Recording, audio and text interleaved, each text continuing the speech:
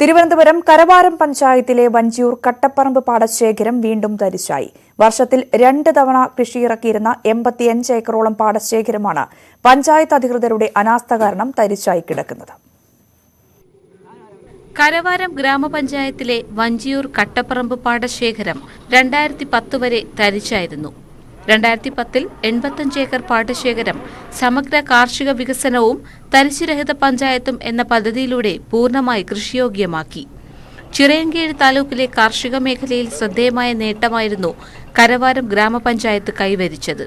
വിദേശ രാജ്യങ്ങളിലെ പ്രതിനിധികൾ, കേന്ദ്ര ആസൂത്രണ സമിതി അംഗങ്ങൾ, കാർഷിക മേഖലയിലെ വിദഗ്ധർ ഉൾപ്പെടെയുള്ളവർ ഈ പാടശേഖരങ്ങൾ സന്ദർശിച്ചിരുന്നു.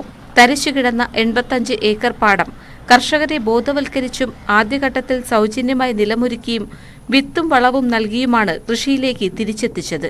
കൃഷി തുടങ്ങിയപ്പോൾ കൊയ്ത്തിന് ആളെ കിട്ടാതായി. അതിനു പരിഹാരമായി ഗ്രാമപഞ്ചായത്ത് 25 ലക്ഷം രൂപ മുടക്കി സ്വന്തമായി ഒരു കൊയ്ത്ത് മെതിയന്ത്രം വാങ്ങി. സമയത്തിന് കൃഷി ചെയ്യാൻ വെള്ളം കിട്ടുന്നില്ല എന്ന് ആവശ്യപ്പെട്ടതിൻ്റെ അടിസ്ഥാനത്തിൽ 15ാം ധനകാര്യ കമ്മീഷൻ്റെ സ്പെഷ്യൽ പർപ്പസ് ഗ്രാന്റ് ഇനത്തിൽ 1 കോടി രൂപ കരവാരം ഗ്രാമപഞ്ചായത്തിന് അനുവദിച്ചു. അതിൻ്റെ പ്രോജക്റ്റ് അംഗീകരിച്ചു. പക്ഷേ 2020-ൽ വന്ന BJPയുടെ നേതൃത്വത്തിലുള്ള ഭരണസമിതി ആ പദ്ധതി ഏറ്റെടുക്കാൻ തയ്യാറാത്തതിൻ്റെ ഫലമായി ഇന്നും കരവാരം ഗ്രാമപഞ്ചായത്തിൻ്റെ അക്കൗണ്ടിൽ 1 കോടി രൂപ വിശ്രമിക്കുകയാണ്. അതിൽ പ്രതിഷേധിച്ചുകൊണ്ടാണ് കരവാരം വഞ്ചിയൂർ കട്ടപ്പറമ്പിലെ കർഷകർ 1 വർഷമായി ഇത് തരിശിട്ടിരിക്കുന്നത്. കാലാവസ്ഥാ വ്യതിയാനം മൂലം പലപ്പോഴും വെള്ളം കിട്ടാതെ കൃഷി നശിച്ചു. ഇതോടെ സമയത്ത് കൃഷിയിറക്കാനാകാതെ വന്നു. വാമനപുരം നദിയിൽ നിന്ന് ലിഫ്റ്റ് ഇറിഗേഷൻ പദ്ധതിയിലൂടെ വെള്ളം കൊണ്ടുവന്നാൽ 2 തവണ നെൽകൃഷിയും 1 തവണ ഇടവിള കൃഷിയും ഇറക്കാമെന്ന് കർഷകർ അറിയിച്ചു. ഇതിനായി 1 കോടി രൂപയും അനുവദിച്ചു. എന്നാൽ കരവാരം ഗ്രാമപഞ്ചായത്ത് ഭരണസമിതി വഞ്ചിയൂർ കട്ടപ്പറമ്പ് പാടശേഖരത്തിൽ കൊയ്ത്ത് മെതിയന്ത്രം നൽകാതെയും ലിഫ്റ്റ് ഇറിഗേഷൻ പദ്ധതി നടപ്പാക്കാതെയും കൃഷിക്ക് ഒരു സഹായവും നൽകാത്ത നിലപാടാണ് സ്വീകരിക്കുന്നതെന്ന് കർഷകർ പരാതിപ്പെടുന്നു. ഇതോടെ 85 ഏക്കർ നിലം 1 വർഷമായി തരിച്ചിടാൻ നിർബന്ധിതമായി. ലിഫ്റ്റ് ഇറിഗേഷൻ പദ്ധതി നടപ്പാക്കണമെന്നും കൃഷിക്ക് വേണ്ട കൊയ്ത്ത് മെതിയന്ത്രവും മറ്റ് സഹായങ്ങളും നൽകണമെന്ന ആവശ്യവും പലപ്പോഴും ഭരണസമിതിക്ക് മുന്നിൽ ഉന്നയിച്ചിട്ടും നടപടിയുണ്ടായില്ല. പഞ്ചായത്ത് ഭരണസമിതിയുടെ നിലപാടിനെതിരെ കർഷകരെ സംഘടിപ്പിച്ച് അതിശക്തമായ സമരപരിപാടി നടത്തുമെന്ന് മുൻ പഞ്ചായത്ത് പ്രസിഡന്റ് കെ സുഭാഷ് പറഞ്ഞു. ന്യൂസ് 18 ചിറയൻകീഴ്. കോഴിക്കോട് തിരുവമ്പാടിയിൽ KSRTC ഡിപ്പോ നിർമ്മാണത്തിന് തറക്കല്ലിട്ടിട്ട് 8 വർഷമാകുന്നു. ഡിപ്പോ നിർമ്മാണം വൈകുന്നതിൽ പ്രതിഷേധം ശക്തമാണ്. തിരുവമ്പാടി KSRTC സബ് ഡിപ്പോയ്ക്ക് കെട്ടിടം നിർമ്മിക്കാനായി തറക്കല്ലിട്ടിട്ട് വർഷങ്ങളായി. 45 ലക്ഷം രൂപ മുടക്കി ഗ്രാമപഞ്ചായത്ത് സ്ഥലം ഏറ്റെടുക്കുകയും 1 കോടി രൂപ മുടക്കി കെട്ടിട നിർമ്മാണത്തിനുള്ള അടിസ്ഥാന സൗകര്യങ്ങൾ ഒരുക്കുകയും ചെയ്തിരുന്നു. എന്നാൽ ഇതുവരെ നിർമ്മാണ പ്രവൃത്തി ആരംഭിച്ചിട്ടില്ല. ചെലവ് ചുരുക്കലിന്റെ ഭാഗമായി മലയോര മേഖലയിൽ ലാഭകരമായി ഓടിയിരുന്ന റൂട്ടുകളിൽ നിന്നടക്കം ബസ്സുകളുടെ എണ്ണം വെട്ടിക്കുറയ്ക്കുകയും ചെയ്തു. തിരുവമ്പാടി സബ് ഡിപ്പോയിൽ നിന്നും ജീവനക്കാരെ വെട്ടിക്കുറയ്ക്കുകയും ഡിപ്പോയിലെ യന്ത്രസാമഗ്രികളെല്ലാം താമരശ്ശേരിയിലേക്ക് മാറ്റുകയും ചെയ്തു. തിരുവമ്പാടിയിലെ സബ് ഡിപ്പോയെ ഓപ്പറേറ്റിംഗ് കേന്ദ്രമാക്കി മാറ്റാനാണ് ശ്രമം എന്നാണ് ആരോപണം. KSRTCയെ ആശ്രയിക്കുന്ന മലയോര മേഖലയിലെ സാധാരണക്കാരും വിദ്യാർത്ഥികളും ഇതോടെ പ്രയാസത്തിലാണ്. എത്രയും പെട്ടെന്ന് KSRTC സബ് ഡിപ്പോയുടെ പ്രവൃത്തി ആരംഭിക്കണമെന്ന് നാട്ടുകാർ ആവശ്യപ്പെടുന്നു. ഈ സർക്കാരിന്റെ നയവൈകല്യം കൊണ്ടും പിടിപ്പുകേട് കൊണ്ടും എത്രയും പെട്ടെന്ന് ഈ ഗതാഗത സൗകര്യത്തിലുണ്ടായിരിക്കുന്ന കുറവുകൾ, തകരാറുകൾ പരിഹരിച്ച് സർക്കാരും MLAയും ഇതിന് മുൻകൈ എടുത്തുകൊണ്ട് ഈ വിഷയങ്ങൾ പരിഹരിച്ച് ഡിപ്പോയുടെ പണി ആരംഭിച്ച് എത്രയും വേഗം ഈ പ്രശ്നത്തിന് പരിഹാരമുണ്ടാക്കി കൊടുക്കണമെന്ന് ഈ നാട്ടിലുള്ള ജനങ്ങൾ ഒന്നടങ്കം പറയുന്നു. പ്രതിഷേധത്തിന്റെ ഭാഗമായി കോൺഗ്രസ് തിരുവമ്പാടി മണ്ഡലം കമ്മിറ്റിയുടെ നേതൃത്വത്തിൽ തിരുവമ്പാടി KSRTC സബ് ഡിപ്പോയ്ക്ക് മുന്നിൽ പ്രതിഷേധ ധർണ നടത്തിയിരുന്നു. ന്യൂസ് 18 തിരുവമ്പാടി. ഇടുക്കി അയ്യപ്പൻകോവിലിലെ റേഷൻ കടകളിൽ നിന്നും സ്ഥിരമായി പച്ചരി മാത്രം ലഭിക്കുന്നതായി പരാതി. പ്രദേശത്ത് റേഷൻ കടകളെ മാത്രം ആശ്രയിച്ച് ജീവിക്കുന്ന കുടുംബങ്ങൾ വലിയ ബുദ്ധിമുട്ടിലാണ്. ഹൈറേഞ്ചിലെ ഭൂരിഭാഗം സാധാരണക്കാരുടെയും നിർധന കുടുംബങ്ങളുടെയും ആശ്രയം റേഷനരി മാത്രമാണ്. എന്നാൽ അയ്യപ്പൻകോവിൽ ഗ്രാമപഞ്ചായത്തിലെ റേഷൻ കടകളിൽ നിന്ന് BPL വിഭാഗങ്ങൾക്ക് ലഭിക്കുന്നത് പച്ചരി മാത്രമാണെന്നാണ് ആരോപണം. നിത്യോപയോഗ സാധനങ്ങൾക്കൊപ്പം അരിവിലയും ഇരട്ടിയായി വർദ്ധിച്ചതോടെ ദുരിതത്തിലാണ് പ്രദേശത്തെ നിർധന കുടുംബങ്ങൾ. സാധാരണ റേഷൻ കടകളിലെല്ലാം കൂടുതലും ഈ BPL അരിക്കാർക്ക് അത്തരത്തിൽ അരി കൊടുക്കുമ്പോൾ 20 കിലോ 25 കിലോ ഒക്കെ അരി പച്ചരി തന്നെ ഉപയോഗിക്കേണ്ട ഒരു സാഹചര്യം വരും. സാധാരണപ്പെട്ട കൃഷിക്കാരെ സംബന്ധിച്ചിടത്തോളം അല്ലെങ്കിൽ BPL-കാരെ സംബന്ധിച്ചിടത്തോളം അവർ ഈ റേഷൻ മേടിച്ച് മാത്രം കഴിയുന്ന അനേക കുടുംബങ്ങളുണ്ട്. ഇന്നിപ്പോൾ 1 കിലോ നല്ല അരി മേടിക്കണമെന്ന് തന്നെ അയാളുടെ 50 രൂപ 55 രൂപ അടുത്ത് വില വരും. ഈ ഒരു വില നിൽക്കുന്ന സാഹചര്യത്തിൽ സർക്കാർ ഇത്തരത്തിലുള്ള പണി ചെയ്യുന്നത് വളരെ ഈ സാധാരണപ്പെട്ട ആൾക്കാരോട് ചെയ്യുന്ന ഏറ്റവും വലിയ ദ്രോഹമാണ്. മറ്റിടങ്ങളിൽ റേഷൻ കടകളിൽ കുത്തരിയും ഗുണമേന്മയുള്ള വെള്ളരിയും ലഭിക്കുമ്പോൾ തോട്ടം മേഖല ഉൾപ്പെടുന്ന അയ്യപ്പൻകോവിൽ പഞ്ചായത്തിലെ റേഷൻ കടകളിൽ പച്ചരി അല്ലാതെ ഒന്നുമില്ല. റേഷൻ കടകളെ മാത്രം ആശ്രയിച്ച് കഴിയുന്ന 100 കണക്കിന് കുടുംബങ്ങളാണ് ഇവിടെയുള്ളത്. ന്യൂസ് 18 ഇടുക്കി. 400 മില്ലി സ്വർണത്തിൽ തീർത്ത കുഞ്ഞൻ ലോകകപ്പ് മാതൃക കൗതുകമാകുന്നു. മഞ്ചേരി തൃപ്പനച്ചി AUP സ്കൂൾ സാമൂഹ്യശാസ്ത്ര അധ്യാപകൻ അബ്ദുൾ അലിയുടെ ശേഖരത്തിലാണ് ഈ കുഞ്ഞു ലോകകപ്പ് ഉള്ളത്. കൊണ്ടോട്ടിയിലുള്ള സുഹൃത്തിന്റെ സഹായത്തോടെ 5 വർഷം മുമ്പാണ് അബ്ദുൾ അലി ഈ മാതൃക തയ്യാറാക്കിയത്. തനി തങ്കത്തിലാണ് ഇതിന്റെ നിർമ്മാണം. നേരത്തെ 900 മില്ലി സ്വർണത്തിൽ ഇത്തരത്തിൽ ലോകകപ്പ് മാതൃക നിർമ്മിച്ചത് ഇറ്റലിക്കാരനായ ജോർജാണ്. 2018 വേൾഡ് കപ്പിന് മുന്നേയായിട്ടാണ് ഈ സ്വർണത്തിൻ്റെ വേൾഡ് കപ്പിൻ്റെ മാതൃക നിർമ്മിക്കുന്നത്. അപ്പോൾ ഞാനിങ്ങനെ ഈ വേൾഡ് കപ്പ് നടക്കുന്നതിന് മുന്നേ വാർത്തകൾ പത്രങ്ങളൊക്കെ വരാറുണ്ട്. നെറ്റിൽ സെർച്ച് ചെയ്തു. ഇന്ന് ലോകത്ത് നിർമ്മിച്ച വേൾഡ് കപ്പിൻ്റെ ഏറ്റവും ചെറിയ മാതൃക. അപ്പോൾ അവിടെ കാണുന്നത് ഇറ്റലിയുടെ ജോർജൻസ്റ്റൺ എന്നറിയപ്പെടുന്ന ഒരാളാണ് 900 മില്ലിയിൽ ഒരു വേൾഡ് കപ്പിൻ്റെ മാതൃക നിർമ്മിച്ചിട്ടുള്ളത്. അപ്പോൾ ഞാനിങ്ങനെ ആലോചിച്ചു, ഇറ്റലിക്കാർക്ക് 900 മില്ലി കൊണ്ട് ഒരു വേൾഡ് കപ്പിൻ്റെ മാതൃക നിർമ്മിക്കാമെങ്കിൽ എന്തുകൊണ്ട് അതിലും ചെറിയ ഒരു വേൾഡ് കപ്പ് മലപ്പുറത്തുകാർക്ക് നിർമ്മിച്ചുകൂടാ? മഞ്ചേരി തൃപ്പനച്ചി AUP സ്കൂളിൽ സാമൂഹ്യശാസ്ത്ര അധ്യാപകൻ അബ്ദുൾ അലി തന്റെ സ്കൂളിലെ കുട്ടികൾക്കായി ഈ ലോകകപ്പ് പ്രദർശനത്തിന് വെച്ചിരുന്നു. ലോകകപ്പ് ഫുട്ബോളുമായി ബന്ധപ്പെട്ട വിവിധ രാജ്യങ്ങൾ ഇറക്കിയ സ്റ്റാമ്പുകളുടെ പ്രദർശനവും സ്കൂളിൽ നടന്നു. ഇതോടൊപ്പം ലോകകപ്പ് മത്സരത്തിൽ പങ്കെടുക്കുന്ന 32 രാജ്യങ്ങളുടെ പതാകകളും സ്കൂളിൽ സ്ഥാപിച്ചിട്ടുണ്ട്. ന്യൂസ് 18 മഞ്ചേരി. ഏറ്റവും ഉയരമുള്ള മെസ്സിയുടെ ഫ്ലെക്സ് ഇനി മലപ്പുറം മഞ്ചേരിക്ക് സ്വന്തം. 17 നില ഉയരത്തിലാണ് ഫ്ലെക്സ്. മഞ്ചേരിയിൽ 150 അടി ഉയരത്തിൽ മെസ്സി.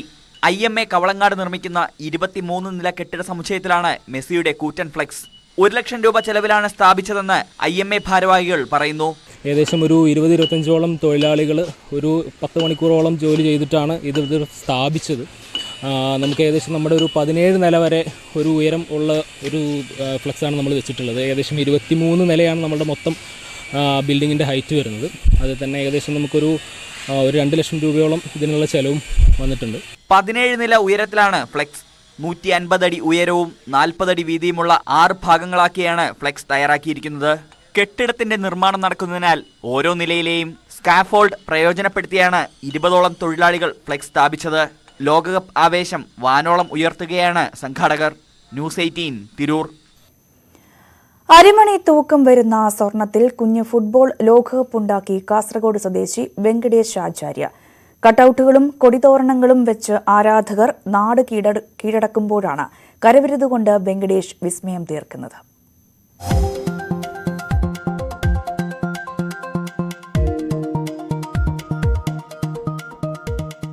ലോകകപ്പിന്റെ കുഞ്ഞു മാതൃക സ്വർണത്തിൽ തീർത്തിരിക്കുകയാണ് മുള്ളേരിയ സ്വദേശി വെങ്കടേഷ് ആചാര്യ. അരിമണിയുടെ വലുപ്പത്തിൽ 60 മില്ലിഗ്രാം സ്വർണത്തിൽ ഒറ്റ ദിവസം കൊണ്ടാണ് വെങ്കടേഷ് സ്വർണക്കപ്പ് നിർമ്മിച്ചത്. ഞാനിപ്പോൾ ഉണ്ടാക്കിയ വേൾഡ് കപ്പിന് FIFA വേൾഡ് കപ്പ് മൈക്രോ ആർട്ടായിട്ട് ചെയ്തതാണ്. അത് ചെയ്തത് 60 മില്ലി സ്വർണ്ണം കൊണ്ടുണ്ടാണ്. ഏറ്റവും ചെറിയതാണ്. അത് അരിമണിക്കാൽ വലുപ്പമുള്ള സാധനമാണ്. അത് കുറേ പ്രാവശ്യം ചെയ്തതാണ്. ഇപ്പോൾ എല്ലാവരും ഫുട്ബോളിൻ്റെ ആഘോഷമല്ലേ, അതിന് വേണ്ടിയിട്ട് ഒന്ന് വെറൈറ്റി ആയിട്ട് ചെയ്തതാണ്.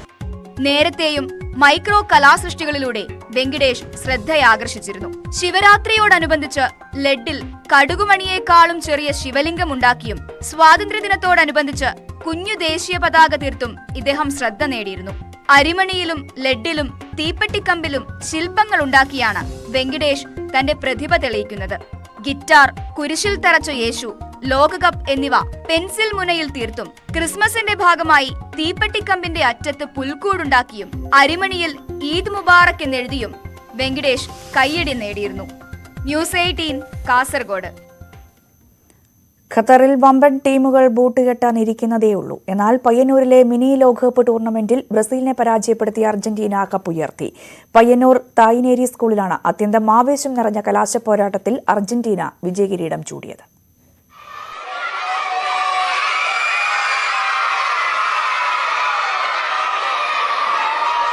പയ്യന്നൂർ തായിനേരിയിലെ മൈതാനത്തിലാണ് ആവേശകരമായ മിനി ലോകകപ്പ് മത്സരം നടന്നത്. ചുറ്റും തിങ്ങി നിറഞ്ഞ നൂറുകണക്കിന് ആരാധകരെ ആവേശത്തിരയിലേറ്റിയ നിമിഷങ്ങളായിരുന്നു അത്.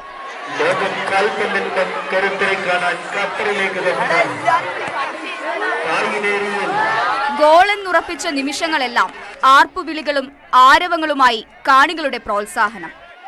ഫുട്ബോൾ എന്ന് പറയുന്നത് മറ്റെല്ലാ കളികളിൽ നിന്നും വ്യത്യസ്തമായിട്ട് ലോകത്തിലുള്ള മുഴുവൻ ആളുകളെയും ഒന്നിപ്പിക്കുന്ന ഒരു പ്രത്യേക വികാരമാണ്.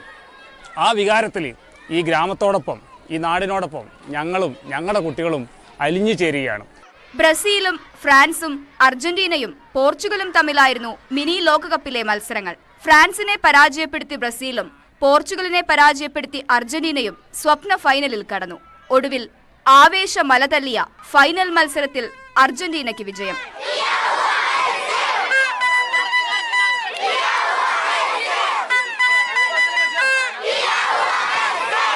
തുടർന്ന് നടന്ന അധ്യാപകരുടെ സൗഹൃദ മത്സരത്തിൽ അർജന്റീനയും ബ്രസീലും സമനില കൈവരിച്ചു.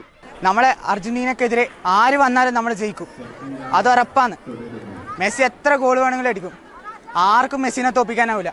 പ്രിൻസിപ്പാൾ SM സന്തോഷ്, പ്രധാന അധ്യാപകൻ KR Vinod, Hafiz Aslam, Rafeeq K, കായികാധ്യാപകരായ K Mahroof, C Raghu എന്നിവർ മത്സരങ്ങൾക്ക് നേതൃത്വം നൽകി. ന്യൂസ് 18 പയ്യന്നൂർ. ലോകകപ്പ് ഫുട്ബോളിന്റെ ആവേശത്തിലാണ് നാട്ടിൻപുറങ്ങൾ. പയ്യന്നൂർ മാവിച്ചേരിയിൽ ക്രിസ്ത്യാനോ റൊണാൾഡോയുടെ കൂറ്റൻ പെയിന്റിംഗ് സ്ഥാപിച്ച ആരാധകർ 5 ദിവസത്തെ ശ്രമഫലമായാണ് റൊണാൾഡോയുടെ കൂറ്റൻ പെയിന്റിംഗ് തയ്യാറാക്കിയത്.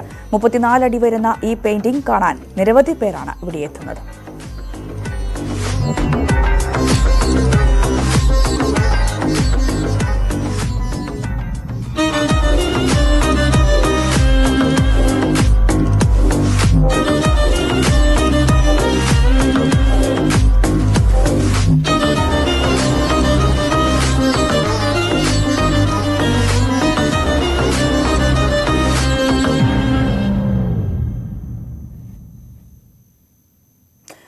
കോഴിക്കോട് ബാലുശ്ശേരിയിൽ സ്വകാര്യ ബസ്സുകളുടെ കാരുണ്യയാത്ര. മരണത്തോട് മല്ലിടുന്ന 3 യുവാക്കളെ ജീവിതത്തിലേക്ക് തിരികെ എത്തിക്കാനാണ് ഈ യാത്ര.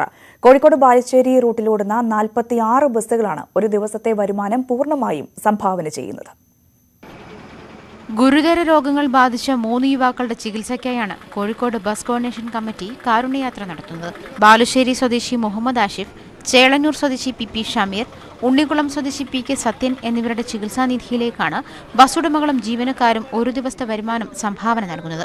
ആഷിഫിന്റെ ഇരുവൃക്കകളും തകരാറിലായതിനാൽ മാറ്റിവെക്കാൻ ഭീമമായ സംഖ്യ ചെലവാകും. ഷമീറിന്റെയും സത്യന്റെയും കരൾ മാറ്റിവെക്കണം. ഇതിന് 90 ലക്ഷത്തോളമാണ് ചെലവ്.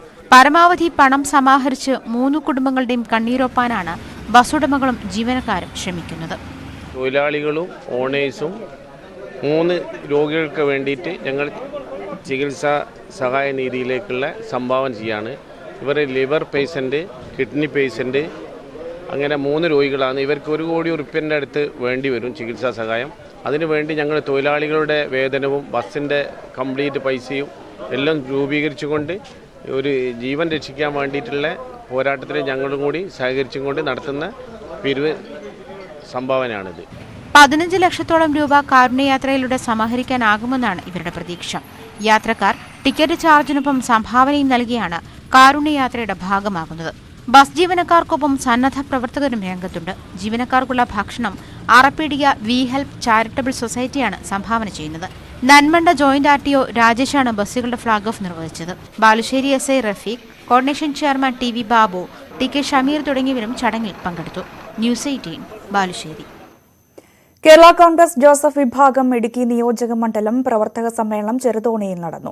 ചെറുതോണി ടൗൺഹാളിൽ നടന്ന സമ്മേളനം സംസ്ഥാന working chairman advocate K Francis George ഉദ്ഘാടനം ചെയ്തു. വന്യമൃഗശല്യം തടയണമെന്നും ബഫർ സോൺ വനങ്ങൾക്കുള്ളിലായി നിലനിർത്തുമെന്നും ഭൂപ്രശ്നങ്ങൾ പരിഹരിക്കുമെന്നും തുടർച്ചയായി പ്രഖ്യാപിക്കുന്ന സർക്കാർ ജനങ്ങളെ കബളിപ്പിക്കുകയാണെന്ന് അദ്ദേഹം ആരോപിച്ചു. നിയോജക മണ്ഡലം പ്രസിഡന്റ് ജോയി കൊച്ചുകരോട്ട് അധ്യക്ഷത വഹിച്ചു. എറണാകുളം വാരപ്പെട്ടി ഗ്രാമപഞ്ചായത്തും സാമൂഹ്യാരോഗ്യ കേന്ദ്രം സംയുക്തമായി ഡെങ്കിപ്പനി, എലിപ്പനി പ്രതിരോധ പ്രവർത്തനങ്ങൾക്ക് തുടക്കം കുറിച്ചു. ഗ്രാമപഞ്ചായത്ത് വൈസ് പ്രസിഡന്റ് ബിന്ദു ശശി അധ്യക്ഷനായ ചടങ്ങിൽ ഗ്രാമപഞ്ചായത്ത് പ്രസിഡന്റ് ശ്രീ PK ചന്ദ്രശേഖരൻ നായർ ഉദ്ഘാടനം നിർവഹിച്ചു. രോഗപ്രതിരോധത്തിന്റെ ഭാഗമായി എല്ലാ വാർഡിൽ നിന്നും 5 വീതം ആരോഗ്യസേന അംഗങ്ങളും ആശാ വർക്കർമാരും പരിശീലനത്തിൽ പങ്കെടുത്തു. പരിശീലനത്തിന്റെ ഭാഗമായി രോഗങ്ങളെക്കുറിച്ചും രോഗ ഉറവിട നശീകരണം സംബന്ധിച്ചും വിവരശേഖരണ ഫോർമാറ്റ്, രോഗവിവരണ നോട്ടീസ് എന്നിവ പഞ്ചായത്തിൽ നിന്ന് ഹെൽത്ത് സൂപ്പർവൈസർ സ്വീകരിച്ച് പരിശീലന പരിപാടിയിൽ അവതരിപ്പിച്ചു. പയ്യന്നൂർ തളിപ്പറമ്പ് സ്റ്റേഷനിലെ ഫയർഫോഴ്സ് സിവിൽ ഡിഫൻസ് സേവനങ്ങൾക്കായി സംഘടിപ്പിച്ച 10 ദിവസത്തെ സൗജന്യ നീന്തൽ പരിശീലന ക്യാമ്പിന് സമാപനമായി. ചൾസൺ സ്വിമ്മിംഗ് അക്കാദമിയുടെ ആഭിമുഖ്യത്തിലായിരുന്നു ക്യാമ്പ്. കണ്ണൂർ പയ്യാമ്പലത്ത് നടന്ന സമാപന പരിപാടി രാമചന്ദ്രൻ കടന്നപ്പള്ളി MLA ഉദ്ഘാടനം ചെയ്തു. പുഴ, കായൽ, കടൽ എന്നിവിടങ്ങളിലെയായാണ് പരിശീലന ക്ലാസുകൾ സംഘടിപ്പിച്ചത്. ജലാശയ അപകടങ്ങൾ ഉണ്ടാകുമ്പോൾ രക്ഷാപ്രവർത്തനം നടത്താൻ ഇത്തരം പരിശീലന ക്ലാസുകൾ സേനാംഗങ്ങൾക്ക് സഹായകരമാകും. ചടങ്ങിൽ regional fire officer P. Ranjith മുഖ്യാതിഥിയായി സംസാരിച്ചു.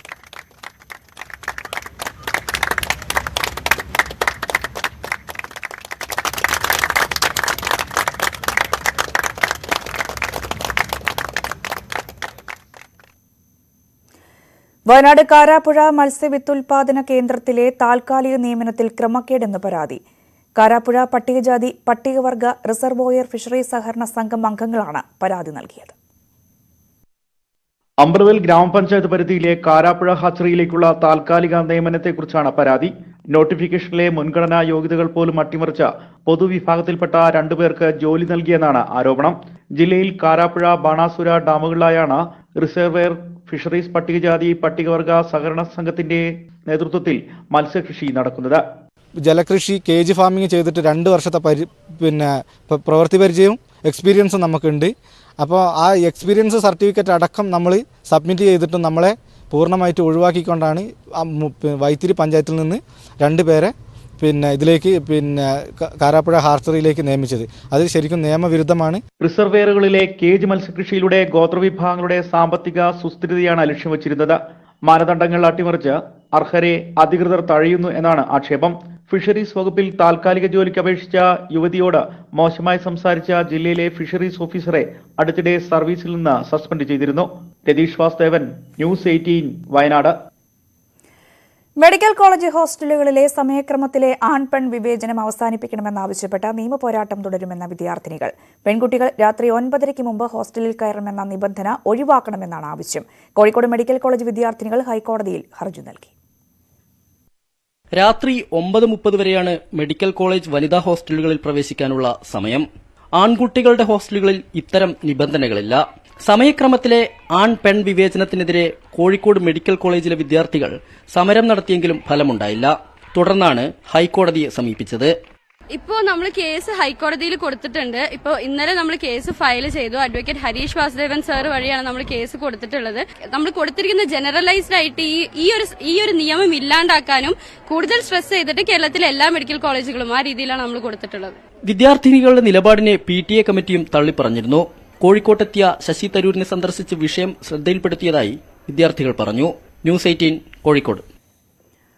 നിലയ്ക്കൽ പമ്പ സൗജന്യ വാഹന സൗകര്യമൊരുക്കാൻ വിശ്വ ഹിന്ദു പരിഷത്ത് 20 വാഹനങ്ങൾ ഉപയോഗിക്കാൻ അനുവാദം നൽകണമെന്നാണ് സംഘടനയുടെ ആവശ്യം. സംസ്ഥാന അധ്യക്ഷൻ വിജയ് തമ്പിയുടെ നേതൃത്വത്തിൽ പത്തനംതിട്ട ജില്ലാ കളക്ടർ ഡോക്ടർ ദിവ്യ S. അയ്യർക്ക് നിവേദനം നൽകി. ദർശനപുണ്യം തേടി ശബരീശ ദർശനം ഇൻ അസോസിയേഷൻ വിത്ത് നമ്മളെ അറിയുന്ന, നമ്മുടെ ആവശ്യങ്ങൾ അറിയുന്ന ഒരേയൊരു gold loan company ICL Fincode.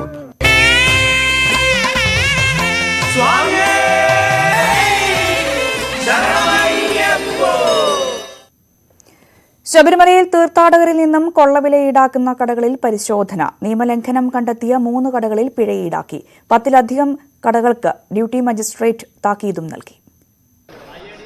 സന്നിധാനത്ത് പ്രവർത്തിക്കുന്ന ജ്യൂസ് കട, പാത്രക്കട, പാണ്ടിത്താവളത്തിലെ ശ്രീഹരി ഭവൻ ഹോട്ടൽ എന്നിവരിൽ നിന്നാണ് 5000 രൂപ പിഴ ഈടാക്കിയത്. പരാതി വ്യാപകമായതോടെയായിരുന്നു ഡ്യൂട്ടി മജിസ്ട്രേറ്റിന്റെ നേതൃത്വത്തിൽ പരിശോധന. ജ്യൂസ് കടയിൽ അളവിലും ഗുണനിലവാരത്തിലും വിലയിലും തട്ടിപ്പ് കണ്ടെത്തി. ഒരു നാരങ്ങ കൊണ്ട് തയ്യാറാക്കുന്നത് 5-ലധികം നാരങ്ങ വെള്ളം. 43 രൂപ വിലയുള്ള തണ്ണിമത്തൻ ജ്യൂസിന് ഈടാക്കിയത് 54 രൂപ. പരാതികൾ ഇങ്ങനെ നീളുന്നു. വെട്ടിപ്പ് തുടർന്നാൽ കർശന നടപടി ഉണ്ടാകുമെന്ന താക്കീതും മജിസ്ട്രേറ്റ് നൽകി. ഇനി ഇത് ഇപ്പം നിങ്ങൾക്കൊരു അവസരമല്ല ഇത് ചെയ്തതിന്. ഇനി അടുത്ത് നിങ്ങൾ ഇത് ഒരിക്കലും നമ്മൾ പിടിച്ചതിന്റെ ഇരട്ടിയാക്കും. അത് മാത്രമേ കട അടപ്പിക്കുകയും ചെയ്യും. മനസ്സിലായല്ലോ? ഫൈൻ കൊടുക്കും. ഈ നാരങ്ങ അതേപോലെ ആൾക്കാർ കാണത്തൊക്കെയായിട്ട് കട്ട് ചെയ്ത് ആ സമയത്ത് അടിച്ചാൽ മതി. ഇങ്ങനെ പിഴിഞ്ഞു വെക്കേണ്ട ആവശ്യമില്ല. 120 രൂപ തീരുമാനിച്ച പാത്രത്തിന് സന്നിധാനത്തിന് സമീപമുള്ള പാത്രക്കടയിൽ 150 രൂപയാണ് ഈടാക്കിയിരുന്നത്. കൊള്ളവില പരസ്യമായി എഴുതി വെച്ചായിരുന്നു കച്ചവടം.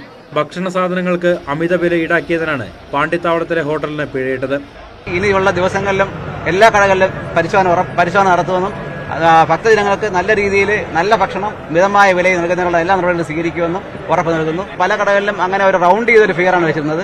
അതായത് 120 രൂപയ്ക്ക് അകത്ത് വരുന്നതിന് 150 രൂപ അവർ വില ഇട്ടിരുന്നു. അങ്ങനെയുള്ള അതെല്ലാം കണ്ടുപിടിച്ചിട്ട് ആ വില കുറച്ച് വെക്കുന്ന നടപടി സ്വീകരിച്ചിട്ടുണ്ട്. താക്കീത് നൽകിയിട്ടും തട്ടിപ്പ് തുടർന്ന കടകൾക്കാണ് പിഴയിട്ടത്. ന്യൂസ് 18 സന്നിധാനം. മണ്ഡല മകരവിളക്ക് ഉത്സവകാലമായതോടെ പന്തളം കൊട്ടാരവും തിരുവാഭരണങ്ങളും ദർശിക്കാൻ നിരവധി ഭക്തരാണ് എത്തുന്നത്. മകരവിളക്ക് ദിനത്തിൽ അയ്യപ്പ വിഗ്രഹത്തിൽ ചാർത്തുന്ന തിരുവാഭരണങ്ങൾ ദർശിക്കുന്നത് തീർത്ഥാടനത്തിന്റെ ഭാഗമാണ്.